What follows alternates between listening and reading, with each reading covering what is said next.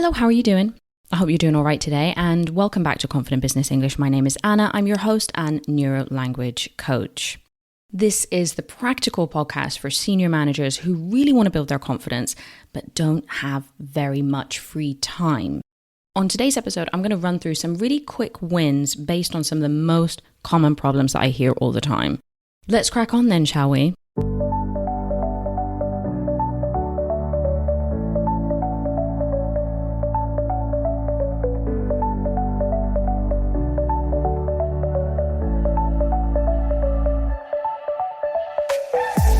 Right then, just before we get started, I want to say thank you for tuning in every week. I'm genuinely really happy to accompany you. Maybe it's on your early morning fitness routine. Maybe it's your drive into work. That's a common one. Your commute home, your lunch break, your dog walk. Maybe you're doing the ironing. I really appreciate you squeezing me in, and it's really great to be here with you. And I hope that you feel that podcast has helped you move forward this year. A quick note as well about the schedule over the next few weeks. Over the next 3 weeks, I'm going to be releasing little snippets. These are 5-minute and under episodes full of business English tips and tricks. I really hope that you enjoy those. Then on the 15th of January, I'm going to be back with, let's say, the full length episode. Finally, if you want to get your hands on my little Christmas present for you before the end of the year, then make sure you sign up and become a free member of the podcast. You're going to get the transcripts, you're going to get extra content, and loads of other stuff as well. I mean, really, why not? Go to the link in the description box and sign up and join 9,000 other professionals around the world. And it's completely free, so really, there's absolutely no excuses. Okay, now we've got all of that out of the way, let's have a look at some of these quick wins. My first quick win then is around mindset, because I know what you're like. You're a bit of a perfectionist, you work hard, you expect a certain standard. And what this means is that you're probably always focusing on where you're not right now. Like, yeah, but I'm not exactly where I want to be. Or it's not quite right, or I'm still not quite good enough. The best advice I received about progress is that progress is backwards. Where were you last year compared to this year? And I invite you to reflect on that. Maybe you've had some really big wins. Maybe you've got a new job. Maybe you're now working on a new project in English. Maybe you've gone from giving no presentations to a lot of presentations. But also don't overlook the little things. Are you preparing less? This is often a really good sign to see if somebody's more confident. Not meaning that you're not preparing the way that you should, but just that you're not doing that classic over-preparing thing that I know you probably do, like staying awake until 3 a.m. or staying up really late on a Sunday night to prepare a presentation. Are you using words that you didn't use last year? Are you just feeling a little bit more relaxed and calm rather than anxious and tight when you have to speak English? Or maybe it's just that you're not as concerned who you're speaking in front of. Maybe in the past you would have been like, oh, I really don't want to speak in front of the executive board committee. But maybe you feel that pressure has just gone down a little bit. Or maybe you're saying yes to more things. It's like maybe you work in the UK and your colleagues say, oh, do you want to go for a drink after work? And you say, yeah, great. Or maybe your boss says, do you want to give a presentation at the next meeting? And you're like, yeah, okay, great. So often I find that one way to see progress is that, like saying yes to things that you used to say no to voluntarily. The progress is backwards technique also avoids this over comparison with your colleagues, because it really doesn't matter how everybody else speaks English. It's not productive at all to think about it like that. It's where you are. Where were you last year? Where are you this year? I really invite you to reflect on that before the end of the year. Next quick win on the list. One of the biggest things I'm hearing a lot at the moment is presentations. I'm fine speaking in front of some people, but then when I'm in front of the executive team, for example, I have a lot of pressure and it's just not the same. Well, of course, that's normal. You're going to be under pressure anyway, even if it were in your own language. My biggest piece of advice for this is if you have to give a lot of presentations, and this is something that's on your list for next year, sign up to a Toastmasters club. I've recommended this to a few of my clients. I go to a Toastmasters club myself. This is a baptism of fire. You will learn to give presentations, and the best part is it's outside of the work environment. You can make mistakes, and essentially it's not going to cost you your promotion, or it's not going to affect the way that the team views you or whatever, right? So this is the beautiful thing about Toastmasters. And what it's really going to do is it's going to help you build your confidence speaking in English in front of other people. That's the gold part, right?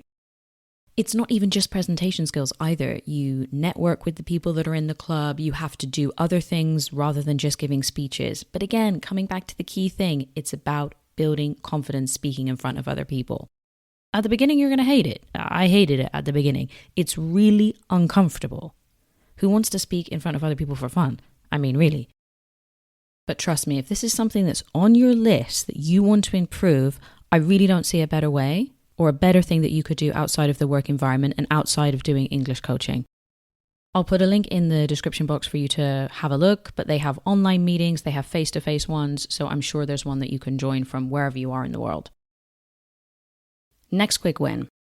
This is hot off the press. I got a question from Alberto this week on LinkedIn, so thanks very much for that. You said, how can I motivate an employee? I will give you some vocabulary here, and I'm going to focus on the classics. You're doing a great job. And we say job here, not work. You're doing a great job. You're doing an excellent job. You're doing a fantastic job. Keep up the good work. You could even say you're excellent at what you do. We just need to keep going until the end of the year, and then we can box everything off. Box off, by the way, just means finish, like box off. It's like check, done. Or, I know it's tough. I know that we're going through a difficult time, but we just need to keep going until the end of the year. But you're doing a great job. You're great at what you do, and I trust you to make it work. Next quick win is based on one of my clients I've been working with recently who has to have some negotiations with people.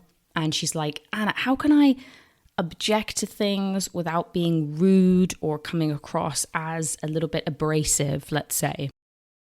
My number one tip here is you need to move away from saying, yeah, but. Yeah, but I don't agree with you. It's fine, it serves a purpose, but we can make it better than that. So I would highly encourage you to use some of these phrases like, I really understand your concern, however, I appreciate where you're coming from, but I see what you mean, but from my perspective, you're completely wrong.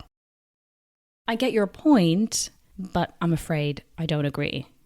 Translated, I don't agree with you at all. I think you're completely wrong, but we're going to say it in an elegant way.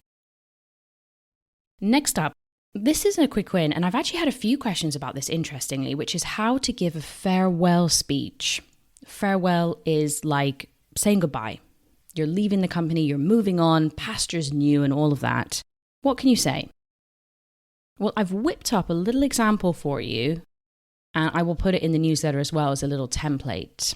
So I'm going to imagine that I'm leaving. You might say something like, well, after 6 years here, I've decided to move on and try something new or go into a new sector. And I just want to say a huge thanks to everybody here, especially John, my boss, Maria in the finance team. And even though it has been challenging at times and there's definitely been some ups and downs, it's been a real privilege to work with all of you to create this department and build it up and grow it to what it is now. I just wanted to take a moment as well to thank you, all of the team in the London office as well, because you've been really, really helpful. And finally, I wish you all the best. Thanks again. Take care and keep in touch. Something along those lines, short and sweet, to the point, recognizing people's achievements, and then that nice little close. I wish you all the best. Thanks again and take care. Adios, ciao, ciao, bye-bye. Sometimes it's quite nice, right? Underneath you might be thinking, whoa, I can't wait to move on and go to a different company or join a new firm or, because sometimes you just need a change, right? Sometimes you've probably worked as a senior manager up to the point that you can take it, and then you want a new challenge, something which is going to sort of reignite your fire again. Next quick win is related to a big problem people have or a big fear, which is starting a new job. And maybe you're here listening to this thinking, wow, I've got to start a new job next year. How can you make a good first impression? Well, my advice here is Practice that introduction until it is automatic and you don't even have to think about it, because you know full well that in those first 2 weeks, you're going to be having to give that introduction all the time. Also, have some questions in the bank for those little corridor conversations that you have, or by the coffee machine, so that you can manage those situations a little bit better. And don't be afraid to ask the questions. This is something I always say. If you're worried about small talk, try and ask the questions rather than be hit with all the questions, which can be a little bit overwhelming. It's counterintuitive, I know, but if you ask the questions, you tend to have more control over the conversation rather than being bombarded with a list of questions. The next quick win is to address worrying about not sounding clear. Because this is interesting, and I don't know whether you would agree with me, but I was with a client the other day and she said, people don't always tell you, your colleagues, if you're not on the right track. And it's true. Sometimes people feel uncomfortable giving feedback. You may have a trusted colleague which is very happy to let you know if you're doing well or not, but sometimes you won't get feedback on your English. So how do you know if you're being clear? Unless they ask you a question, of course. My biggest quick win, and I always come back to this, get the book, The First Minute by Chris Fenning. Give yourself a Christmas present. That is going to help you with that. I'll put the link in the description box. Next quick win, maybe you're in this position where you're like, I just don't know what to focus on. I don't know how to structure what I'm doing outside of my job to make sure that I'm moving forward. And I get a lot of questions like, how can I practice speaking? Well, speaking. How can I practice reading? Well, reading. How can I practice listening? Well, listening. But the thing is, you need to be ruthless about the materials you choose. You haven't got a lot of free time, so you really need to be selective and maximize the time that you do have with the resources that are actually going to move you forward. If you're only getting Bridgerton or Game of Thrones in, don't expect miracles in your next board meeting. My recommendation is rule of 3, if you're thinking about your routine outside of work. One resource should be industry related, so you're picking up some of that vocabulary in English related to your sector. Second is business English related, and you've got that down here because you're listening to Confident Business English, so that's done, check. And then the third one is just something for fun. As always, and you will hear this with lots of other people, it's much better to have a short amount of time but be consistent than do a lot in one day. It's much better for your brain, and your brain is going to remember more that way. That's it for today then. I hope you enjoyed those quick wins, and I'm going to put some of them in the newsletter as well as a little bonus Christmas present with some phrases that will help you in meetings. It's like a one sheet saves all.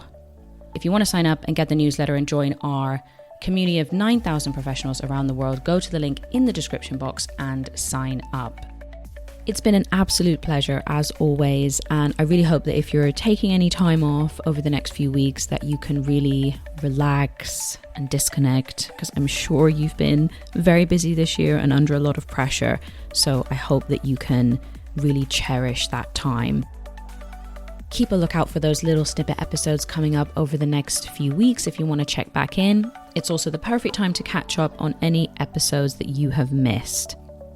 Lots of exciting things as well coming up in 2025 that I can't wait to share with you. So please do take care, and I will speak to you very, very soon. Bye-bye.